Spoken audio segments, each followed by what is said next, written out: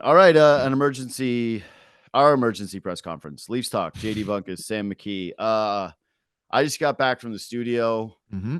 I got to tell you, I'm really glad that I took the train and that I, sat on the train and collected my thoughts before we recorded this, because as I was watching the media conference with Keith Pelley, Brendan Shanahan, and Brad Treliving, I'll admit it, my blood was boiling. I'm just gonna start with that. I've calmed down over the 35 minutes since I left the studio, because I'm gaining a little bit more of a realistic expectation of what I should have had, and I'm a little more at peace. So maybe this isn't gonna be as fire and brimstone as some people expect. How are you feeling?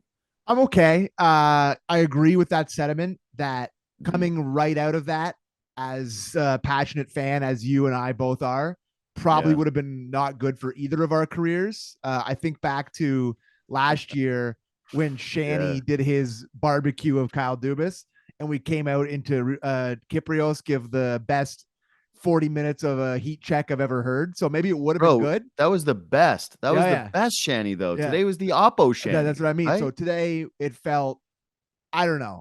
There's a very weird Mhm. feeling to me. And I think, Keith Pelley to me, I think is a different conversation, and one that's just, I don't really know where he's at. I don't really know what his philosophies are. I don't really know him Sure. as an executive very well.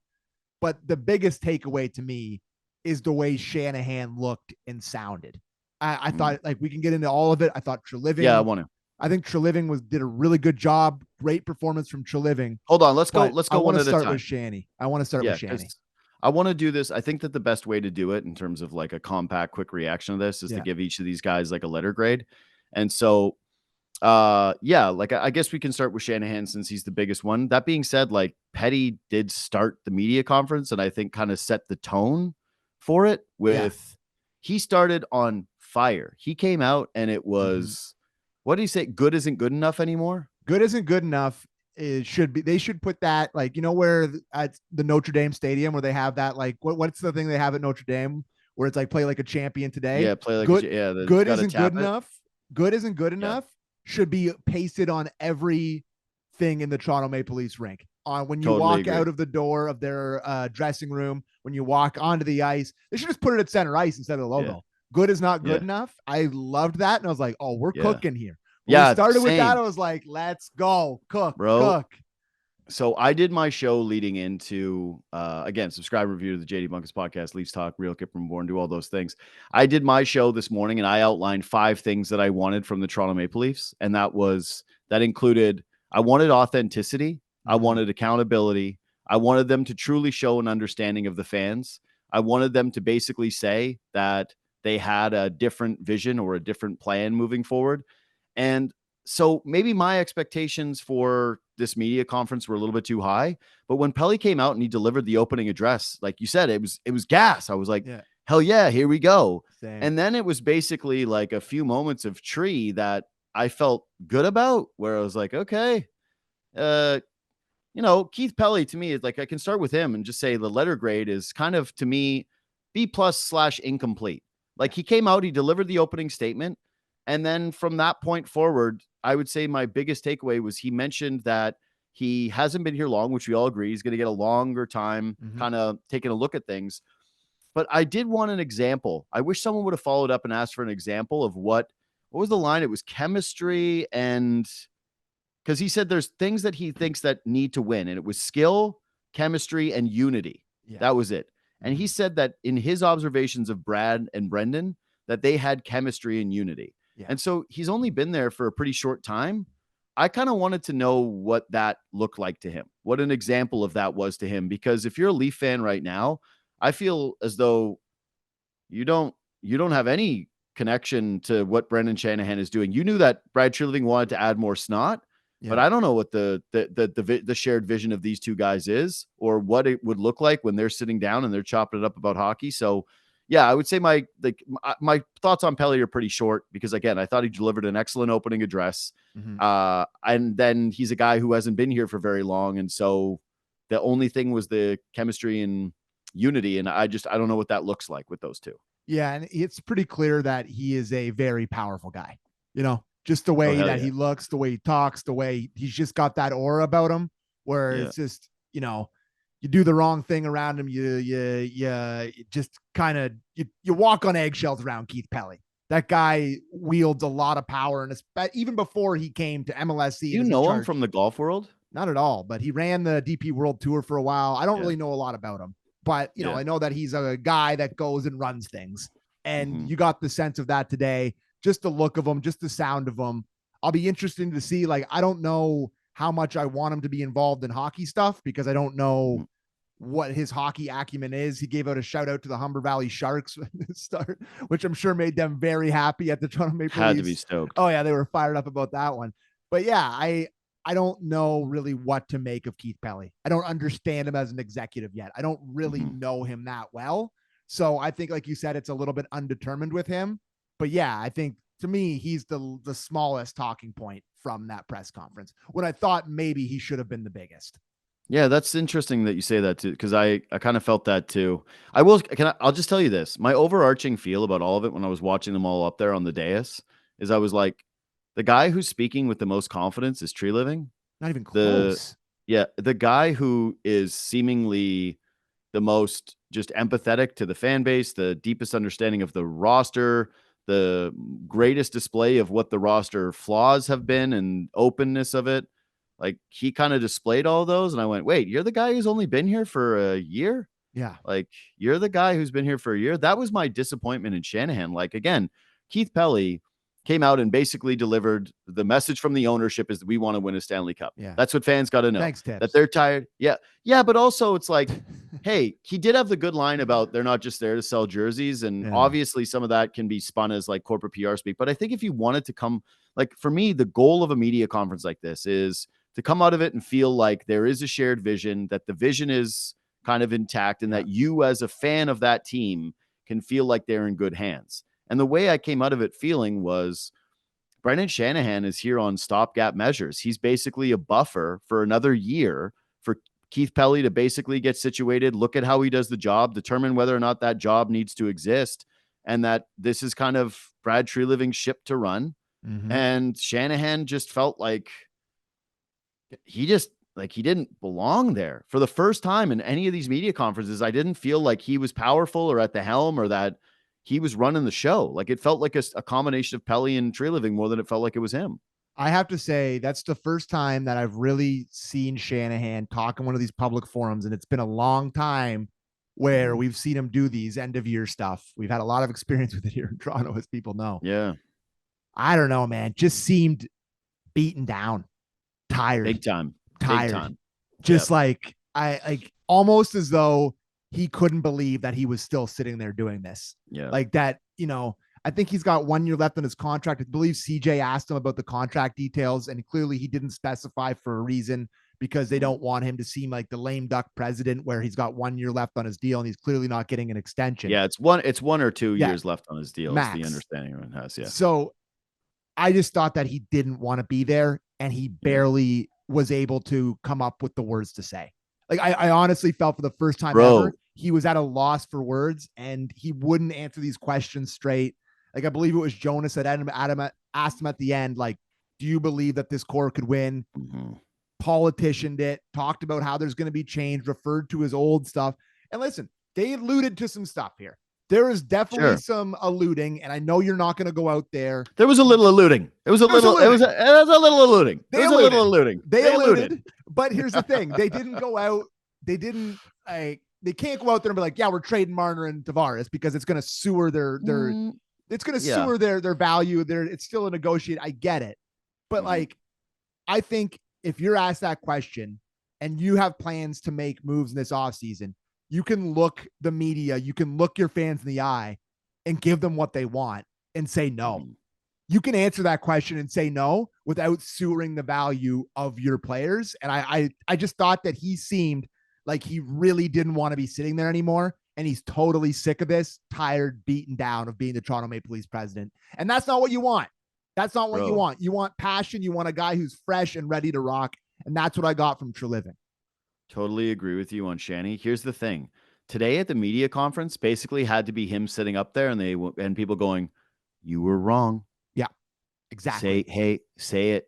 And he had to sit up there and be like, oof, I was wrong. I backed all these 4 guys and I kept telling everybody you were going to win. I'll never forget, because this was and not just telling everybody, being super condescending about it and super rude about it, and like saying that we got chances that didn't fall for 7 straight years. Like, it's not just that he was wrong, it's how condescending he was to everybody about it.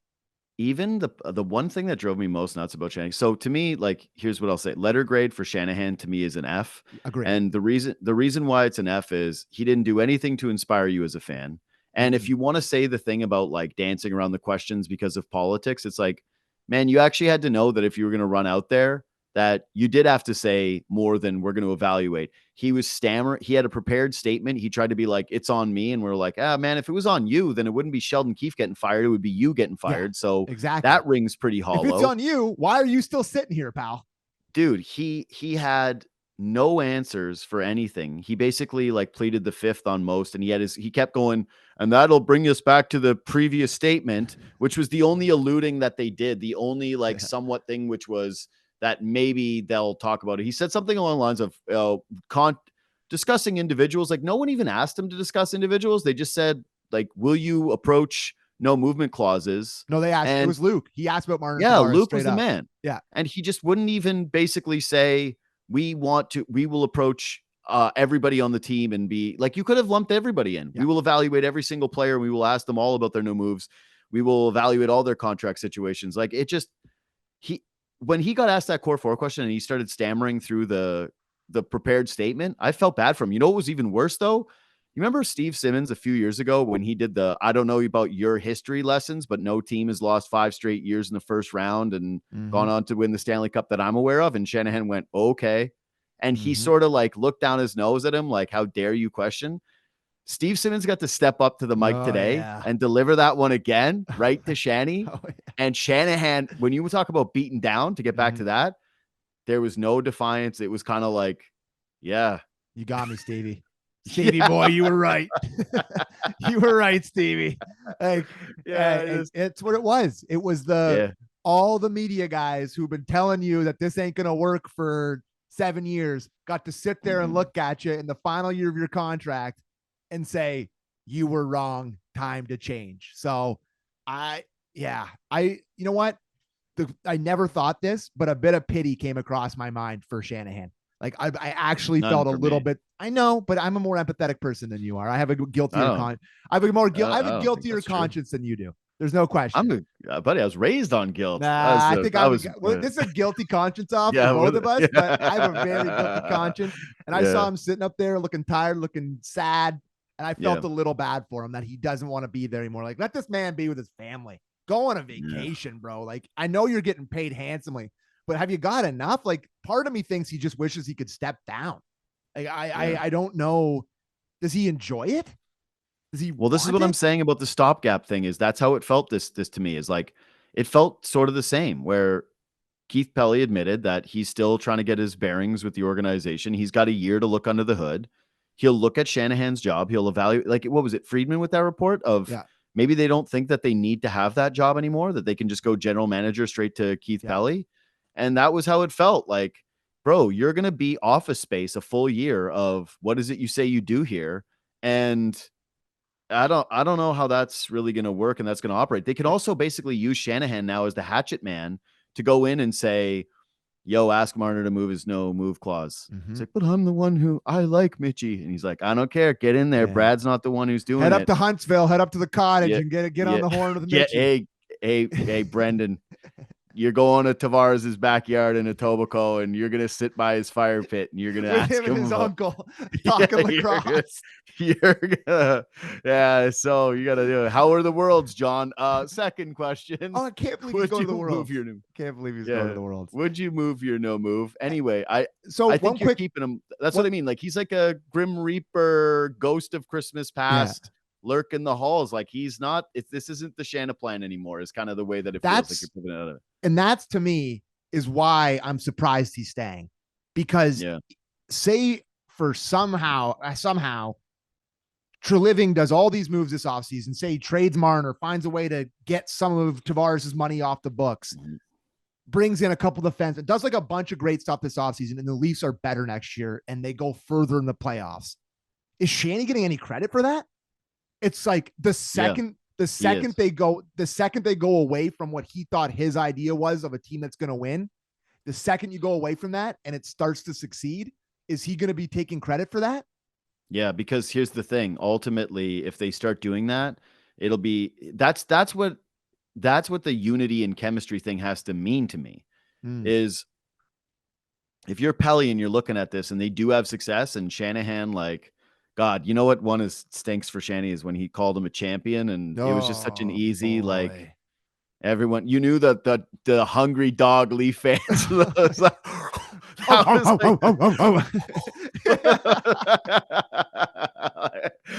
the problem is he is a champion. He's a goddamn champion. He's one of the biggest dogs on ice of all time. Dude, and it's just what he is now, it's broken me. It's my favorite players of all time.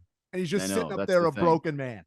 No, dude, Shanny the player and Shanny the exec, they're very different. And you thought you were getting that dog this year, right? Where you fire Dubas, and it was like, no, if you don't want to be a Leaf, you're out. Yeah. And then the second move was call the Stars and be like, hey, sweet candy babies, it's Daddy. Like, you guys aren't going anywhere. You guys, you're safe. I'm going to tuck you into bed tonight. Like, I'll see you guys for tuck-in time. Like, that was it. Yeah. And that was sort of the nail in the coffin in all of this is, dude, you could have moved Marner last offseason. He didn't have his no move kick in. You could have made a deal. People keep making it like, oh, well, Treliving hit the ground running and he couldn't have done anything with the roster. Dude, part of bringing in a new guy is that he gets to do the hatchet job right away, that he comes in and he just slashes a throat right away. And so I don't really buy that excuse. I think that's kind of an easy excuse to make. I do think that Treliving to have a full grasp of the team, like now it feels like he's the GM. Sitting at that media conference, I went, oh yeah, that's the general manager. This is the guy who's like pointing out the numbers and going over the team. Also, Tree's stock is so high because he's like, look, I added the toughness. We out hit the Bruins. We didn't look soft in that series. That's the best defensive structure we've ever had. Everybody said I didn't do enough at the deadline. Clearly that wasn't the issue with the team. Yeah. I didn't have anything to do with this core four. I get an opportunity, all that stuff. Shanny could have easily gone and asked guys to waive no moves, or at least explored the option of a Mitch Marner trade last offseason, knowing that this could happen. And he never did. And he has to own that. And so, like, yeah, you're right. Beaten down, whatever you want to say, hindsight. Today was basically, the death of the Shanahan plan in some way, but I don't think it's the death of Brendan Shanahan in terms of him having any credit with this organization if the plans change. It'll just be, hey, he needed a new voice in the room and he still makes owners money and they're happy with the way that he connects with the community and the alumni association and the business stuff, right? Like, so, that was a long-winded answer.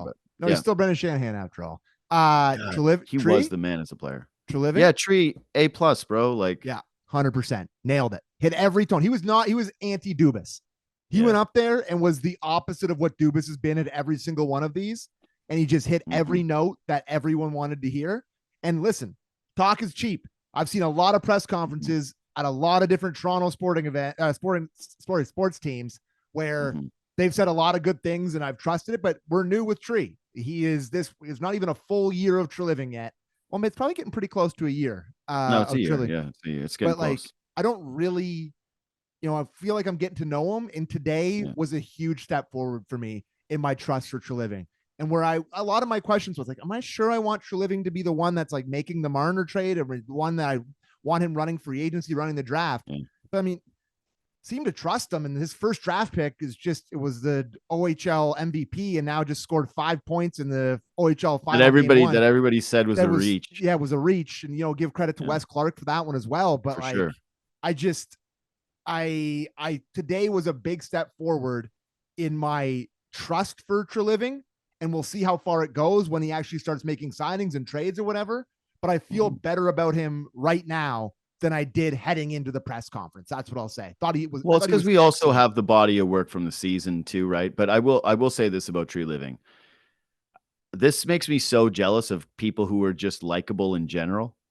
For sure. And there's a big part of that. But he wasn't joking around. He wasn't making any stupid jokes today, which I really appreciated, because he likes to break off a crappy joke here and there. He knew, dude, this is where you go, oh, right, this guy has been around the CEO of Boston Pizza Dragon's Den his whole life. Like, he knows how to act at the podium. He can. Does he ever? He carries himself extremely well. But it's crazy because he's the son of this, like, what is billionaire? Is probably. I mean, BP I don't know. crushes it.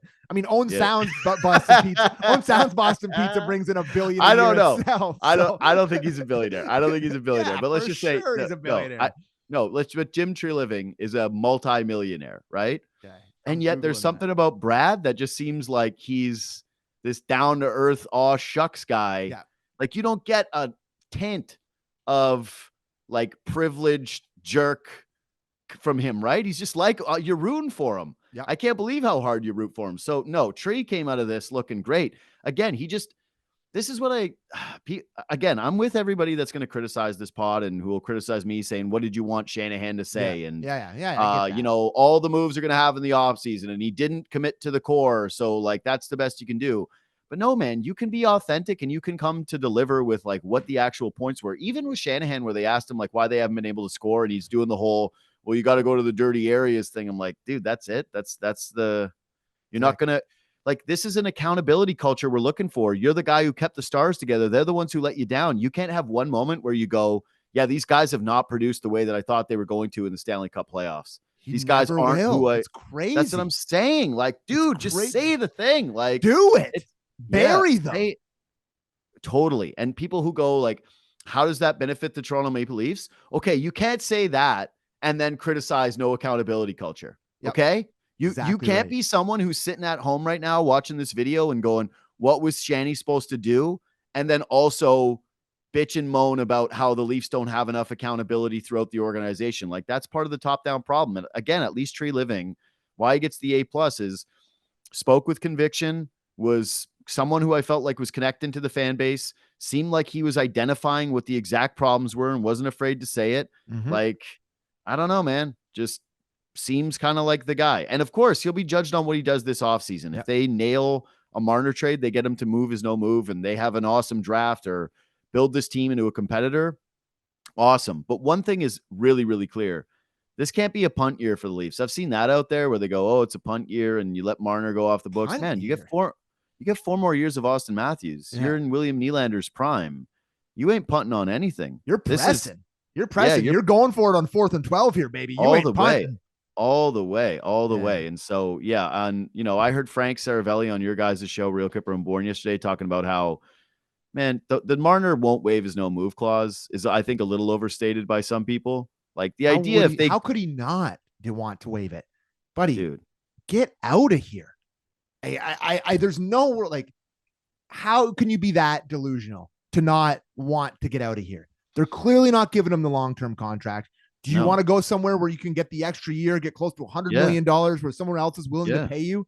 How can you not want out? That's what I'm saying. If he came back, it would be, the full understanding was Marner refused to waive his no move. Bingo. And he would get booed on opening night here like you've never seen. I don't think that there would ever be a least popular or less popular player in the city's history as like Mitch Marner showing up for game 1 of the regular season. Like, the fan apathy, the anger, and I don't even think all of it's deserved. Like, I'm not saying this is all on Mitch. I'm just saying that it's hot here for him, man. Yeah, it's bad.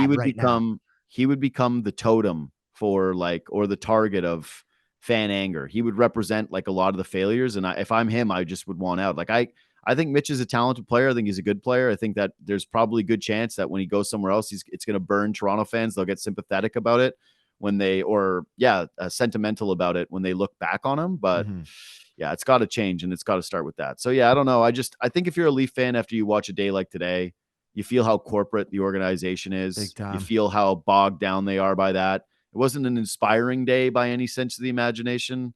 But at least, again, I do think that they gave you reason to believe that they all are on the same page, that the core 4 era is over. And so I guess you hang your hat on that. Like, I don't know what to do.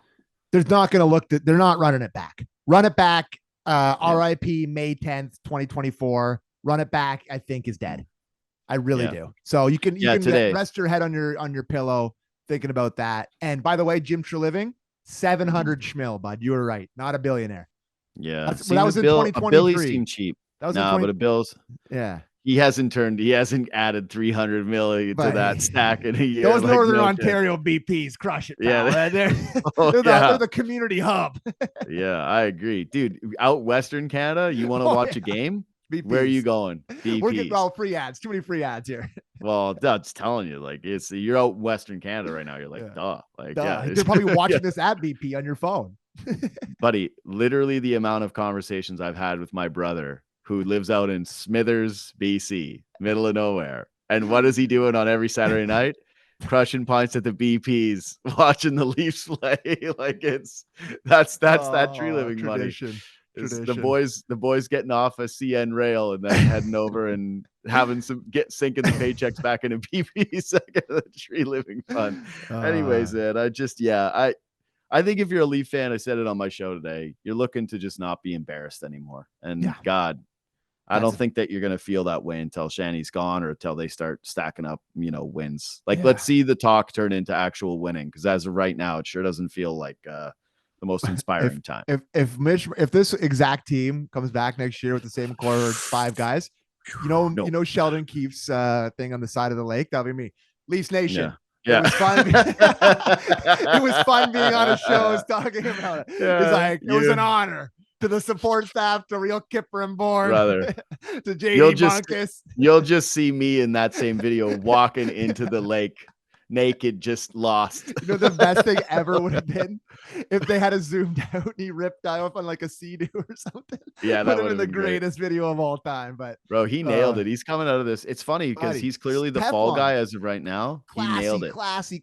Yeah. Every single person saying he's classy, and he's probably gonna get hired by New Jersey, go have 110 points, win the Jack Adams, and be like, everyone's like, see what a huge mistake that was. Well, Berube's struggling to make the playoffs with the skeleton Leafs that they trade everyone. Is that gonna happen? This is the most Toronto thing ever, though, is that we, I hate saying chase guys out of town because I don't think that's the case. Like, again, no one's had a longer leash than Sheldon Keefe. No. Like, no coach ever. I wanted him gone to Montreal. 100%. They needed to have a new voice years ago. I think 2 things can be true. You can be a good coach and a bad fit and need a new voice. Like, they needed to do that years ago. Yeah. But Toronto is the way where we'll be critical. And then someone leaves and you'll go win. They'll be like, what happened? How did we let that guy go? Like, that guy. That's our dice move, buddy. That's our bread and butter. That Marner trade, like, everyone's like, I don't care if we lose the Marner trade. And then next year, like, how did we trade Marner? What the hell happened? It'll be Marner 118 point regular season. People going like, what the hell? He looks like Kucherov running a power play. He'll run the league's top power play unit, snapping it around.